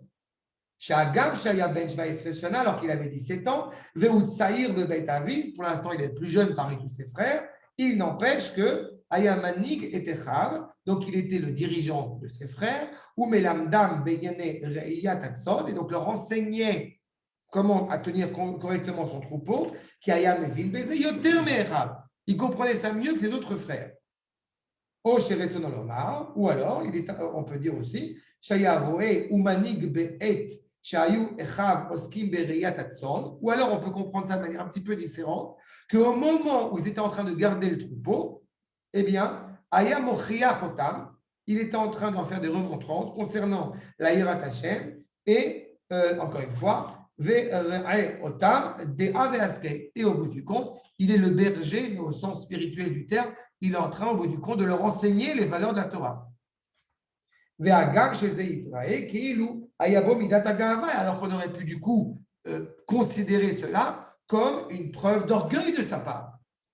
Okay? Mais comme on a déjà évoqué ensemble, Raïnouhou, nous dit le Malbim, Shaya Anar Beyoter, alors qu'il était profondément humble. Donc il n'y a pas de doute à ce sujet. Donc même dans sa manière d'enseigner, il y a un seul objectif, c'est amener ses frères à la droiture. Et la preuve, il est encore une fois, on retrouve, il était en train de les servir. Même s'il n'était au bout du compte que les enfants des servantes et donc moins élevés, moins nobles que ses autres frères. Et pourtant, encore une fois, dans son humilité, il n'y a pas dit qu'il va servir les enfants de Léa, par exemple, ce qui aurait été logique. Non. Il va servir ceux qui sont, encore une fois, qui sont moins considérés que les enfants de Léa. D'accord? Maintenant, le Asher Kadosh. Après tout ce qu'on a dit comme introduction, je crois que terminer avec ça pour aujourd'hui, c'est fondamental entre les propos du Asher Kadosh et les propos du Rav Yehuda. Makor numéro 30. Et je crois que ça va être entre guillemets le coup de grâce. Comment est-ce qu'on lit justement cette paracha? Iné. La sir to'e belev. Voilà. Il faut enlever, faut détourner celui qui va se tromper en son cœur. Aro et maase shvatim, shifteya, ve'akadosh, et avihem, ish Elohim. Il faut qu'on essaie de corriger ceux qui, en leur cœur, vont imputer, si je puis dire, des scories, quand on parle quand même des tribus, donc, beaucoup des tribus divines, et de Yaakov, un homme divin. C'est très important pour moi. Tu vois, je regarde ce que je disais tout à l'heure. Il m'est arrivé, j'avais parlé il y a très longtemps, à quel point c'est terrible, avec Emmanuel. Un petit moment déjà. Et je dis ça pas contre lui, quelqu'un de ton fils. Mon fils Emmanuel. Okay. Quand on a étudié un petit peu ensemble, il m'a dit quelque chose une fois qui m'a fait, et c'est montré à quel point c'est terrible, qui m'a tellement peiné. Sa prof de Tanakh, une tordue, qui a expliqué qu'elle était évidemment totalement athéiste. Ça, évidemment, c'est un détail important pour enseigner la pensée de Tanakh, c'est même mieux. Et elle explique, à ma grande surprise, que le pire roi d'Israël, c'est Shlomo. Comment peut-on s'attendre, au-delà du problème spirituel, comment peut-on s'attendre à avoir du respect pour nos aïeux, avoir du respect pour notre peuple, avoir du respect pour notre terre, si ceux qui sont considérés comme étant les rois les plus importants, les plus éloquents, reconnus par le monde entier, à un adolescent, donc quelqu'un de fragile, on lui explique que le pire des rois, c'est Shlomo. Elle a dit pourquoi, enfin, Elle a enseigné cet enseignement, mais à part une claque dans la figure, je ne vois pas ce que j'aurais pu lui faire d'autre. Enfin, avec le confinement, je n'aurais pas touché, donc je l'aurais mis. Mais tu vois que ça a eu l'effet inverse, parce que Nadia s'est posé des questions. C'est très bien. Je suis très content. Mais ce n'est pas un reproche sur lui quand je dis ça. Je sais pas. Au contraire. Mais ça vous montre bien ce que dit le Asher Kadosh et on est au 15e siècle. Combien de personnes vont lire la paracha de Yosef et de ses frères et qui vont arriver à la conclusion absolument tordue de dire ouais, c'est une histoire de jalousie entre frères. Voilà, ils l'ont tué. Voilà. Qui allons mire. Mais qui penserait à un truc pareil? Quand on parle d'un homme divin, quand on parle de cette tribu, Vélo Ipalem, et qui ne serait pas surpris, Kadosh Elohim, que Yosef, un homme aussi aligné de sainteté comme Yosef, il sache et Shav, Yavi, et Dibatam, Vera, et la Vienne. Mais une question demeure. Comment est-ce qu'un homme animé par autant de sainteté a pu, au bout du compte, entendre et laisser entendre des paroles terribles sur ses frères à l'égard de son père? Ou Mike Aviem, Kadosh Hashem, Kirabena. Et encore pire, comment est-ce qu'un homme comme Yaakov pourrait accepter de tels propos?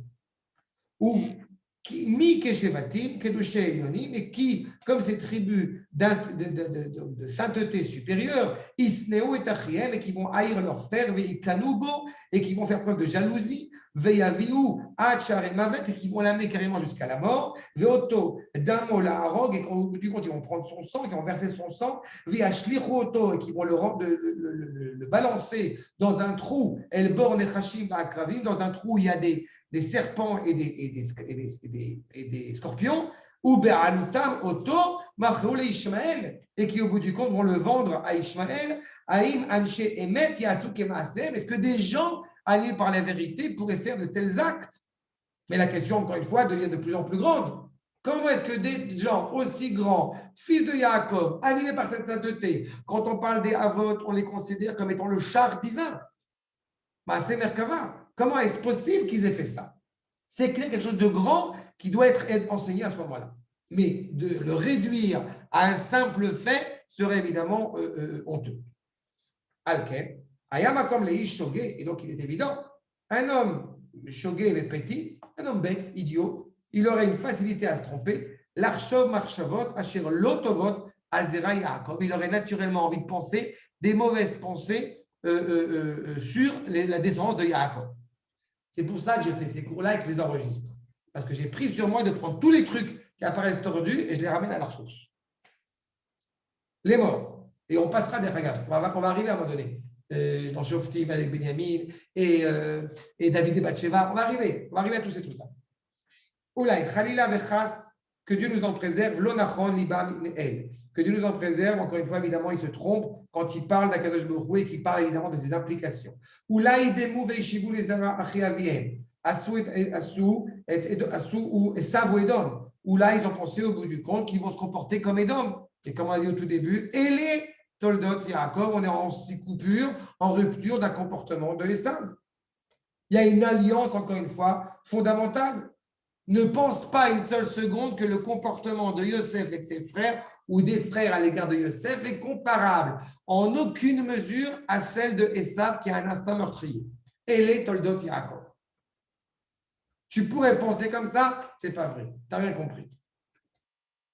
Il y a une alliance, justement, de Omram, Kiberit, Keruta, et la Shonara, chez Ikubal, chez Metzmeneo. Si tu pensais une seule seconde comme ça, en faisant une comparaison maladroite entre Yosef et ses frères et ce qui se passe avec Esav, eh bien, ça serait une Shonara totale. Allô, Gam Leval Yoshir Levav Yershevu, même ceux qui auraient un cœur, encore une fois, qui n'est pas forcément droit, Yershevu, Shilo Keraou, et Ishkamu. Ont clairement compris qu'il n'y a aucun lien entre les deux. Alken, Alkol Devarim, sur toutes ces choses-là, va venir Ba Torah Hashem Tmima Vetomar. On prend la Torah dans son entité, dans sa pureté. Ma'er Shevun, on va essayer de comprendre qu'est-ce qu'on doit penser sur cette descendance, justement, que Akadosh Baruch Hu digan el benebli aïl Khalila. Comment est-ce que la Torah a pu raconter un tel événement? Qu'est-ce qu'on veut nous enseigner? Et vous vous rappelez quand on a fait Yehuda et Tamar, c'est pareil. A priori, on comprend ça de travers et on voit en creusant qu'on arrive à quelque chose, encore une fois, qui dépasse l'entendement. Et en restant collé au verset.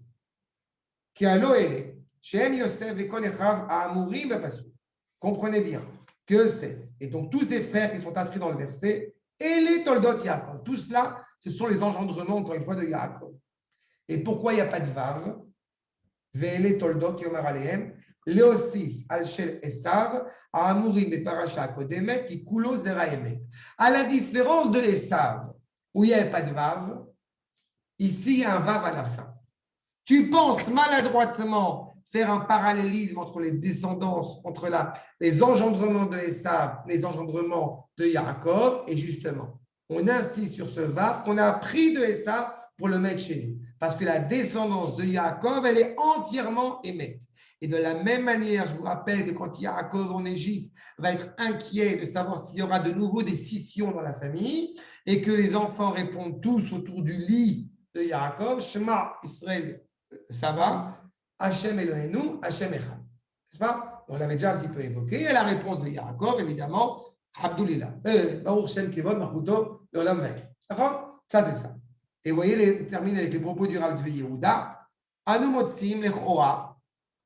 nous voyons a priori, dans le même, j'ai envie de dire, dans le même sens, Sina Gmura. On voit a priori une haine viscérale à Magiat Kederetzar, qui va arriver jusqu'à un meurtre. Car nous, quoi? Comme ça étaient nos pères, Chal Shalom. Yes, la vie. Shalom et Dubargan Pesina Gmura. Ce n'est pas une haine, encore une fois, totale, viscérale. Bet Israël, Banou Yalpi Seder, la maison d'Israël est construite selon un ordre bien précis. Seder Anaga et Lahit, Mikol Shifte Israël. Chaque tribu a une qualité propre. J'ai envie de dire que ce qui s'est passé est terrible, mais que si ça ne s'était pas passé, ça aurait été aussi terrible. Pourquoi? Parce que chaque tribu a une identité qui doit être forte. On parle du Am Zou Yatzarteli Zou Gematria 13. Chaque tribu doit avoir une identité bien définie. Ish al-Machaneu. Là, c'est la naissance de cette tribu. D'accord. On est les enfants d'Yaakov. Les tribus ne sont pas encore nées. Donc, tu veux dire le fait qu'il y ait confrontation entre eux, déjà qu'il y a des tensions. Il y a des tensions, mais on va voir la raison des tensions. On va voir la raison des tensions.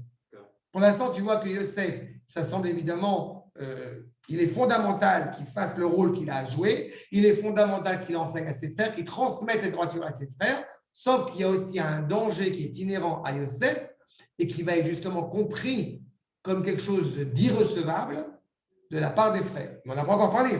Là, on est à peine ça. On va voir, on devra expliquer pourquoi est-ce qu'il a dit de la mauvaise langue sur ses frères, ce que ça implique, en quoi il y a une contradiction entre Yosef essentiellement et Yehuda. Tout ça, ça va venir. Et la vente après, évidemment. Et la cotelette passive aussi, la tunique. Et les rêves, on arrivera à ça après. Okay. Je vous dis, on a encore du boulot. Bon, prochain. Maintenant, donc, Ishal Machaneu et Ishal Diglo. Aishiyut apratit ameyuchedet. Cette personnalité de chacun, chez le Kol Echad, chayevet leitgalot betoker beyoter gadol. Elle doit se révéler encore une fois avec force. Velachel la parasha shelanu nifgashim beavlata charifa. Dans notre parasha, on rencontre avec force, avec vigueur, et bien même avec extrême, ani venoata. Ma personnalité est fondamentale et pas toi. Dans cette phrase, il y a quelque chose de positif, de profondément positif, mais aussi quelque chose de profondément négatif. Qu'est-ce qui est profondément positif? Ben, voilà, je m'assume. Ce qui est profondément négatif, c'est l'implication que pas toi. C'est pas de chez nous, ça, pas toi. C'est pas juif. Mais Chez nous, c'est justement toi d'abord. Enfin. Non. Non, pas toi. Pas putain. Deux juifs sont dans le désert, il y a une bouteille d'eau chez toi. Ça, d'accord. D'accord. Mais Lévinas disait la plus belle phrase de la langue française, c'est après vous. D'accord, mais sauf que là-bas, c'est hypocrite totalement quand on est en français. Et en hébreu, il n'empêche que tu as un vrai respect pour l'autre parce que tu as du respect pour toi. Ça, c'est sûr. Donc, c'est ça. Mais le patois, c'est pas nous. C'est de la chassidoute. D'accord. Non, le patois, tu as raison. Ça, c'est pas chouette. C'est pas chez nous. Ça, c'est pour ça que je te dis. Mais pour l'instant, on est au début, on est aux prémices. D'accord. On est aux prémices de cette famille qui se met en place.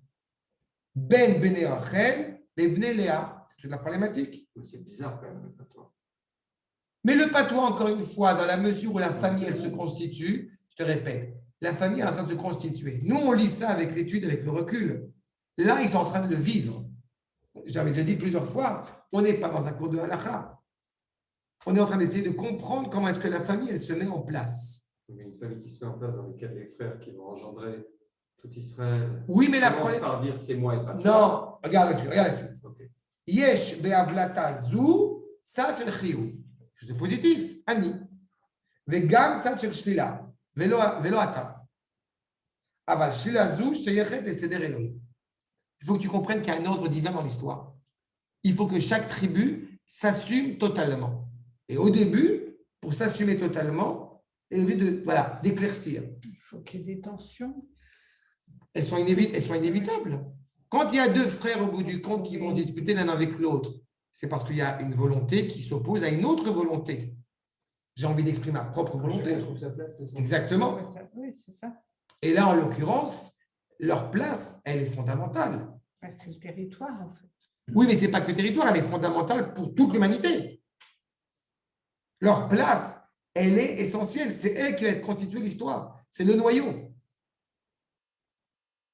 Veim evia bracha le klal Israël, et l'amène au bout du compte une bracha pour tout Israël et pour le monde entier. Aliédé binyan nivna bekol briuto. Il faut que ton bras gauche soit profondément bras gauche et que ton bras droit soit profondément bras droit. Mais si le bras gauche décide de prendre le rôle du bras droit, ça pose problème. Donc le bras droit va renier le bras gauche. On ne doit pas le renier. En tout cas, travailler ensemble pour amener mais ça. Mais ça, c'est une réflexion. Oui. Ça, c'est une réflexion. Donc il faut que ça se construise. Mais dans cette... Sans annuler ni le bras gauche ni le bras droit. D'accord ? Bien fait. Pour l'instant, ils ne sont pas là. Pour l'instant, ils sont en train de savoir au bout du compte quel est le rôle du bras gauche, quel est le rôle du bras droit. Mais c'est eux qui décident ça ou c'est Kadosh Baruch Hu? Il y a quelque chose qui est inscrit en eux, en leur identité profonde. Quand Yaakov Avinu va faire la beracha sur chacun des fils, il fait la beracha en fonction des qualités qu'ils portent eux. C'est ça la vraie beracha. Merci de t'avoir fait ça. Aussi, Il y a de ça. bien sûr, une responsabilité qui doit être honorée, qui doit se respecter. Bien sûr. Est-ce que tu as regardé Arshav, regardez ce qu'il nous dit. Donc, encore une fois, Avlatat Haishiyut pour le bien d'Israël, donc par la suite de l'humanité, Mitkacher Leyacha Shel Shlila Klape Ishiyut Acheret. Malheureusement, ça va de pair avec justement la possibilité, encore une fois, je dis de renier, c'est un peu fort, mais en tout cas de rendre négatif bien, la personnalité d'autrui. Zenachutz meod vechiyuni meod. Ça implique cela. Les binyan à Elohi, chez la organisée ma klal israéli. On est en train de constituer le noyau organique de tout le peuple juif. Veze mitbate betsura shel kina vesina. Hélas, ça va justement s'exprimer sous la forme de jalousie et de haine. Il faut toujours comprendre que Vaisneu Oto, en Peroucho Sina, comme on le comprend aujourd'hui. Ils vont le haïr, ça n'a pas ce sens de haine comme on le comprend aujourd'hui, une haine primaire. Ce n'est pas ça la question ici. Amouvan Agadola Amoka Amiti Shela, ou Avlata Taishiyut, Akibutsiyut Vashiftiut. Le sens profond de cela, c'est que je veux que mon identité soit pleinement constituée. Maintenant, je vais vous dire quelque chose, parce que j'ai à peine commencé. On est en train de soulever. D'abord, vous êtes conscient qu'il s'agit de quelque chose de grand. Et en fait, vous ne serez pas étonné. Je le dis en filigrane, on va y revenir. Qu'est-ce qui est plus important? La valeur de la Torah en tant que telle ou la valeur du peuple juif en tant que tel? Les deux. L'un ne va pas sans l'autre, peut-être. Ouais. Eh bien, vous avez répondu à la question, mais à ce moment-là, ce n'est pas sûr. À ce moment-là, oui. ce n'est pas clair. Et on va voir ensemble que l'image de la Torah, c'est Yosef, et tout ce que ça implique, et ce que ça peut impliquer comme problématique. Et toute l'image de la Sgoulat Israël du peuple juif, eh bien, elle est chez Yehuda. Et donc, automatiquement, il y a un conflit, parce que le monde étant ce qu'il est, donc ces deux dimensions semblent se contredire. Vous comprenez que si effectivement à l'origine, eh bien, il y avait eu cette force, cet équilibre constant qu'il aurait pu avoir chez Abraham, chez Yitzhak, entre ces deux équilibres-là, à la fois Sgoula, Nevoa et Torah, eh bien, ça aurait été très bien. Mais il y a une sorte de contradiction dans le monde pour accéder à ces deux valeurs-là et de les considérer comme étant une seule. Et donc, automatiquement, il y a conflit. Est-ce qu'on ne se retrouve pas dans une situation là où en fait Yosef, c'est le juif des nations? On va y arriver. On va y arriver. C'est vrai pour tous les descendants de Yosef, entre guillemets. Ce n'est pas vrai pour Yosef lui-même. Et on verra justement la dimension israélienne de Yosef. Mais qu'est-ce que veut dire par juif des nations? Non, ça veut dire le côté, si tu veux. Il est haï par tout le monde entier, en fait, en l'occurrence, par ses frères. Ah non, c'est ça que. Non, pas tout ça. Je pensais que tu parlais de l'idée au bout du compte, de cautionner l'idée de retrouver la Torah en dehors des Eretz Israël. Puisque au bout du compte, l'important c'est la Torah, c'est d'élever le monde, donc on peut le faire n'importe où dans le monde, ce n'est pas un problème. Chez Yosef, lui, il a pu le faire. Oui. Nous, je dis, Yehuda, c'est un danger. Mais ça, encore une fois, on va y arriver. Il va falloir d'abord qu'on comprenne quel est le sens de cette diba dans Hachem, et en plus cette diba mauvaise qu'il a pu raconter à ses frères, comment ça a été perçu par lui, par Yaakov, par les frères eux-mêmes, et puis évidemment la tunique aussi, qui a été quelque chose d'important, un événement important. Et ça, c'est la suite. D'accord? Bon, c'est clair? Super. Laurent, Merci beaucoup. c'est clair? Très bien, parfait. On attend la suite avec impatience. Amen. À la semaine prochaine. Bezrat Hashem. Alors, Be'ochim Tiyou. Merci beaucoup. Et Chodesh Tov. Chodesh Tov. Bye, Laurent. Bye. David. Je t'écoute.